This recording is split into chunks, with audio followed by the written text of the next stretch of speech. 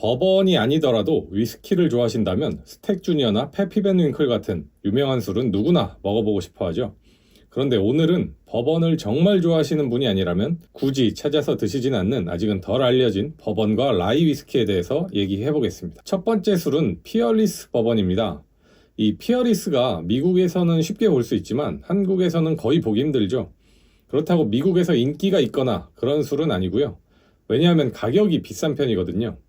엄청 비싼 건 아니고 한 70불, 80불 정도 해요. 결국 맛에 비해서 비싸다고 판단되니까 인기가 많진 않은 거겠죠. 그런데 이 더블오크, 이건 얘기가 다릅니다. 여러분도 아시는 대표적인 더블오크 버번이 우드포드 리저브 더블오크드일 텐데 마시면 버번에서 맡을 수 있는 바닐라 향이 훨씬 더 많이 느껴지잖아요. 아주 직관적으로 딱 입안에서 폭발하니까 저도 입문하시는 분들에게 추천을 드리곤 하는데 얘는 그게 더 심합니다. 우포리 더블오크나 올드 포레스터 1910 같은 더블오크 버번들은 두 개의 새 오크통을 사용하는 거잖아요. 첫 오크통에서 보통 4년 숙성하고 두 번째 오크통으로 옮겨서 1년 정도 추가 숙성해서 출시하는 건데 이 피어리스 더블오크는 두 번째 오크통에서의 숙성 기간이 2년 정도 된다고 합니다. 그러니까 그 바닐라, 캐러멜, 오크 이런 향이 다른 술에 비해 아주 많이 묻어나오죠. 추가 숙성 기간이 2배나 되니까요. 그리고 도수도 54.4도로 다른 더블오크드 버번들이 보통 40도대인 것을 감안하면 굉장히 진한 맛을 느낄 수 있겠죠. 그래서 비유를 하나 해드리자면 미국의 음식 사진 중에 칼로리 폭탄 뭐 이런 거 있잖아요. 치즈나 초콜릿 같은 거 말도 안 되게 왕창 올라가고 그런 느낌의 술 아닌가 싶어요. 입안에 딱 넣는 순간 아 과하다 바로 알 수 있거든요. 그래서 호불호는 좀 갈릴 수 있습니다만 전 좋아합니다. 다만 단점은 복합적이고 다채로운 노트들 이런 건 기대하시면 안 되고 더블오크 버번들의 단점인데 태운 오크통 표면에 있는 물질들만 술에서 많이 빨아들인 상황이기 때문에 고숙성에서 맛볼 수 있는 자연스러움 이런 건 없습니다. 하지만 과한 미국 맛 이것 때문에 매력 있다는 점 말씀드리겠고요. 옆에 있는 것도 설명을 드리자면 싱글 배럴입니다. 피어리스는 이 라벨색으로 보통 구분이 되는데 갈색이 더블오크고 흰색이 일반이거든요. 그런데 이 싱글 배럴은 특이하게도 더블오크드 작업이 된 싱글 배럴이라 저는 마스터 오브 몰트에서 보자마자 바로 직구로 샀습니다. 몇 년 전에 산 거라 지금은 품절인 것 같더라고요. 처음 먹었을 때 스택 주니어보다 맛있길래 정말 아껴 먹고 있고 한 병 더 살 걸 하고 후회하는 바틀입니다. 두 번째는 납크릭입니다. 진빔에서 만드는 납크릭은 대부분 아실 텐데 이건 좀 특별한 리미티드 바틀입니다. 그렇다고 구하기 막 어렵고 이런 건 아닌데 이제 시간이 지나서 좀 어려워지긴 했죠. 왜냐하면 2018년에 출시된 리미티드 바틀이었거든요. 납크릭은 보통 100프루프나 120프루프로 맞춰서 나오죠.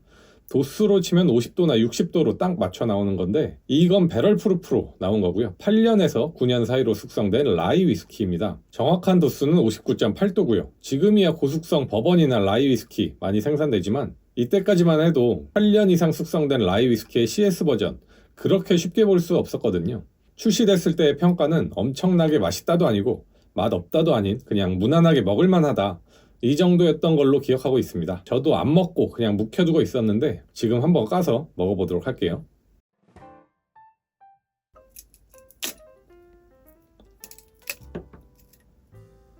네, 여러분 이거 보이시나요?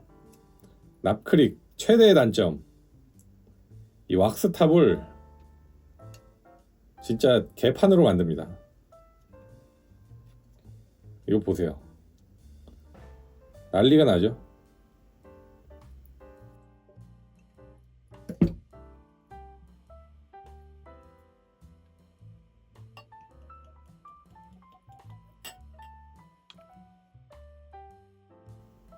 향은 생각보다 굉장히 만족스러운데요. 라이 느낌이 거의 안 나고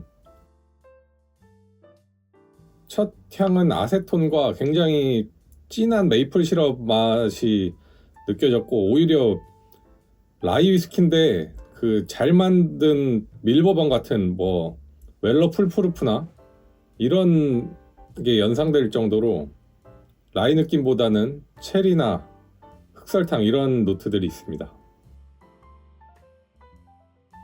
맛은 향처럼 강하진 않고 맛에서도 라이 위스키 같은 느낌은 많이 못 느끼겠고 이 피니쉬에서는 라이 향이 조금 올라오긴 하거든요.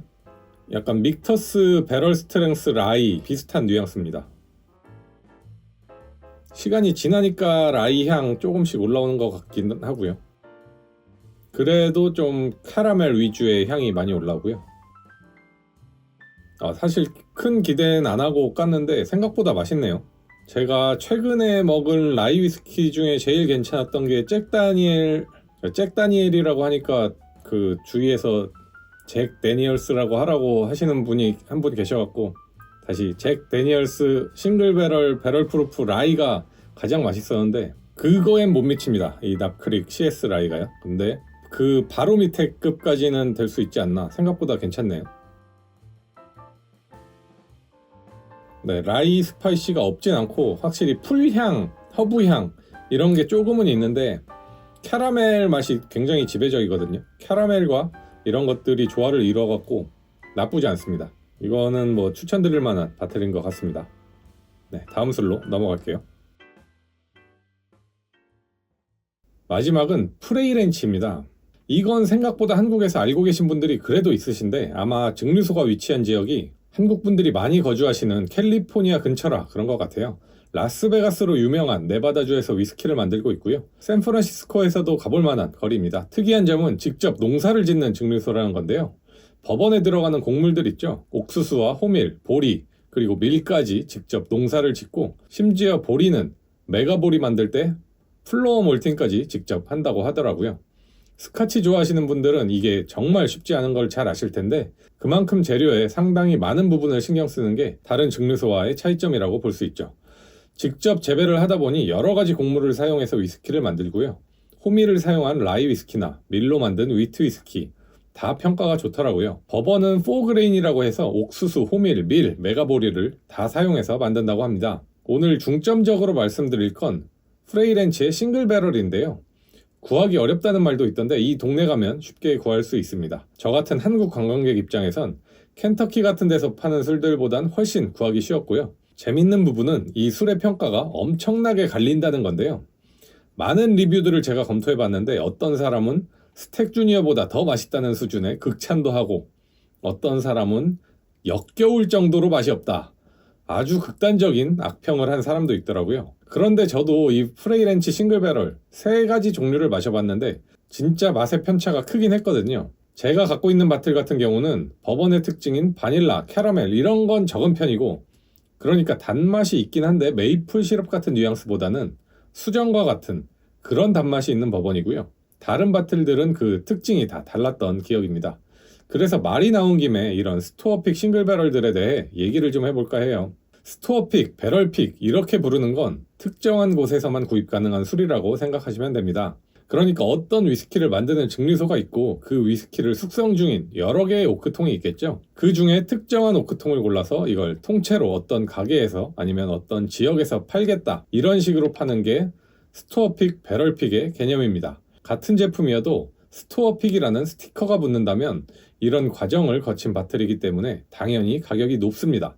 그렇다면 맛은 어떨까요? 사실 가격이 높다고 무조건 맛있다고 보긴 힘들죠. 이 스토어픽이 일반 제품보다 맛있을 확률, 그게 중요한 건데요. 그래서 이 맛있을 확률을 조금이라도 올릴 수 있는 팁을 좀 말씀드리고자 합니다. 말 그대로 확률일 뿐이기 때문에 이게 100% 정확하다고는 할 수 없고 제 경험과 그리고 이 판매 과정을 감안한 추론 이런 게 들어가 있다는 점 알아주시고요. 일단 이 스토어픽이 진행되는 과정을 들여다볼게요. 증류소에서는 스토어픽을 담당하는 부서나 직원이 따로 있는데 이런 작은 증류소는 보통 그냥 한 명이 관리를 합니다. 우리가 스토어픽이라고 해서 직접 배럴을 고르러 간다고 상상하면 물론 요새는 택배로 샘플 몇 개 받아서 고르기도 한다지만 전통적인 방식으로 증류소에 직접 방문했다고 가정할게요. 창고에 들어가서 수많은 오크통 중 이거 맛보고 저거 맛보고 할 것 같은 로망이 있지만 이렇게 고르는 게 아니라 스토어픽 전용으로 미리 빼둔 오크통이 있거든요. 이거를 관리하고 샘플로 내어주는 직원이 있는 거죠. 그래서 맛있는 배럴을 고르기 위해서는 이 직원이 먼저 맛있는 샘플을 줘야 고를 수가 있겠죠. 그런데 보통 맛있는 오크통은 또 따로 빼놓는다고 해요. 그러니까 샘플을 고르러 가는 사람에 따라 어떤 술을 내어줄지는 증류소 마음, 직원 마음이기 때문에 아쉽게도 인맥과 지연 이런 것들이 작용을 합니다. 당연히 자신들의 증류소를 널리 알려줄 수 있는 유명 인사나 오랜 기간 좋은 실적을 쌓아온 소매점 아니면 개인적인 친분이 있는 사람들에게 좋은 샘플이 가게 되죠. 다시 한번 말씀드리지만 이건 확률입니다. 이렇게 하지 않으신 분들도 있을 거예요. 하지만 친분이 있는 그 동네 사람들에게 좋은 샘플이 가는 확률이 상당히 높아 보인다. 이게 첫 번째 조건이고요. 또 좋은 샘플을 줘도 고르는 사람이 맛있는 걸 고르는 게 핵심이죠. 사람마다 입맛이 다르니까 대중적으로 성공할 걸 잘 골라야 할 텐데 이건 명성으로 판단할 수밖에 없습니다. 보통 동네마다 스토어픽 잘 파는 가게가 하나씩 있더라고요. 그런데 이건 진짜 케이스 바이 케이스라 운에 맡겨야 하는 부분이 있고요. 이미 맛있게 마신 스토어픽이 있다면 그 가게나 커뮤니티를 또 이용하시는 게 확률은 높겠죠. 대신 피해야 하는 가게를 말씀드릴게요. 토탈와인 같은 대형 주류 체인에서 나오는 스토어픽, 이거는 맛있을 확률이 낮습니다. 왜냐하면 이미 배럴 몇 개를 정기적으로 스토어픽 하겠다고 계약이 되어 있는 상황에서 증류소 입장에서 굳이 최고의 배럴들을 많이 내줄 필요 없고 소매점 입장에서도 막 엄선해서 샘플을 고를 동기는 부족하니까요. 그렇지만 토탈와인 스토어픽, 저도 맛있게 먹고 있는 술도 있어요. 이런 거. 반면에 맛없는 스토어픽도 많이 경험했기에 확률이라고 말씀드리는 거고요. 결론적으로 이런 작은 증류소 스토어픽 같은 경우엔 작고 명성 있는 소매점이나 증류소가 위치한 지역 근방에서 고르는 게 맛있을 확률이 높고, 그리고 그 스토어픽에 대해서 명성이나 매출액으로 직접 책임지는 사람이 픽한 게 확률은 더 올라간다, 이렇게 말씀드릴 수 있겠네요. 그러면 우리가 알고 있는 대형 증류소는 어떨까요? 여기는 상황이 더 심각합니다. 특히 법원이 유행하면서 스토어픽을 잘 안 해주고 배짱 부리던 인기 증류소들이 아예 스토어픽용 바트를 생산하고 있거든요. 그래서 여기는 샘플도 안 주고 거의 반강제로 소매점에 떠넘기는 경우도 있다 그래요. 이게 자세히 말씀드리자면 유통 과정까지 설명해야 해서 3티어 시스템 어쩌고 복잡해지니까 그건 생략하고요. 예를 들어 어떤 바틀이 출시됐는데 이거 너네 가게에서 팔 거니까 니네 스티커 붙여서 갖다 줄게, 이렇게 해버리는 겁니다.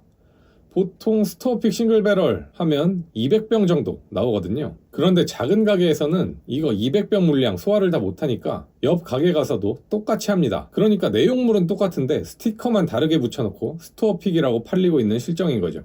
그래서 저는 대형 증류소의 스토어픽 같은 경우엔 그렇게 선호하지 않고 남들이 진짜 다 맛있다고 하는 경우에만 좀 찾아보고 있습니다. 그런데 이렇게 말씀드리면 대형 증류소에서 나온 스토어픽 다 맛없다, 이렇게 오해하실 수 있는데 당연히 그런 건 아닙니다. 잘 안 팔려서 가게마다 스토어픽 쌓여있는 그런 술들이 있어요. 그런 거에 대한 얘기고, 애초에 싱글 배럴로 만드는 술들, 그러니까 이글레어나 러셀 싱글 배럴, 포로지스 싱글 배럴, 이런 술들은 스토어픽이 더 맛있을 확률이 매우 높죠. 싱글 배럴로 만드는 제조 과정에서 어느 정도 퀄리티 있는 배럴로 이미 한번 필터링이 됐으니까요. 그리고 특히 스펙이 어느 정도 공개된 싱글 배럴 스토어픽 제품들은 스토어픽이 아닌 제품들의 스펙과 비교를 하고 살 수 있기 때문에 더 맛있을 확률이 높고요. 그런데 싱글 배럴로는 정규 라인이 없는 모델인데 스토어픽 스티커 붙여서 이 가게 저 가게 다 들어가 있다면 그건 조심하는 게 좋겠다, 이런 말씀입니다. 결국 100%는 없는 확률이라는 점 다시 강조드리면서 마무리하도록 하겠습니다. 납크릭 라이 CS는 시간이 좀 더 지나서 먹어보니까 피니쉬가 상당히 커피 볶는 향과 허브 향이 되게 잘 어울려서 더 맛있어졌네요. 이거는 제 추천 리스트에도 하나 넣어놔야겠습니다. 네, 오늘은 이렇게 세 가지 종류의 버번과 라이를 소개시켜드렸고, 국내에도 많고 다양한 버번이 들어왔으면 좋겠다는 소망을 말씀드리며 오늘 영상 여기까지 하도록 하겠습니다. 시청해주셔서 감사합니다.